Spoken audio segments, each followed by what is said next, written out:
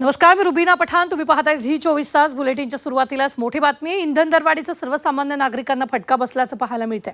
दरवाढीमुळे आता प्रवास महागणार आहे. एसटी आर्थिक संकटात सापडल्यानं भाडेवाढ करण्याचे संकेत मंत्री प्रताप सरनाईक यांनी दिले.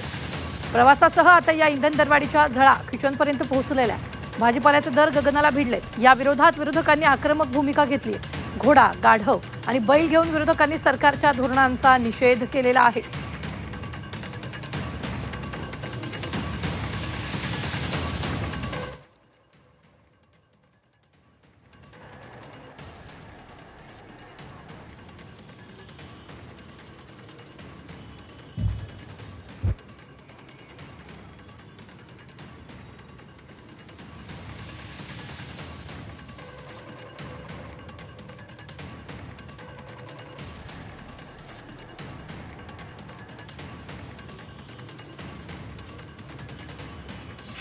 डिझेल पेट्रोल दरवाढ होणार या संदर्भामध्ये देशाचे नेते राहुल गांधींनी त्यांना वारंवार सांगितलं होतं, बैठका घ्या, चर्चा घ्या, परंतु त्यांनी चर्चा केली नाही, दुर्लक्ष केलं आणि त्याचा दुष्परिणाम म्हणून आज हजारो लाखो करोडो. आता तुम्ही आंदोलन कशा पद्धतीने करता? आंदोलन आम्ही आता बलगाडावर बसून या ठिकाणी करतोय.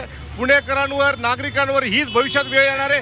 पेट्रोल डिझेल आज वेगवेगळ्या जिल्ह्यांमध्ये कमी पडले, शेतकऱ्यांना डिझेल नाही. इथून पुढच्या काळामध्ये आम्हाला प्रवास आता बलगाडीवरच करायला लागणार आहे. आधुनिक भारत बनवण्याच्या नादामध्ये आज पूर्वीचा भारत जो आहे त्या बैलगाडीवर नेण्याचं काम या मोदी सरकारने केलंय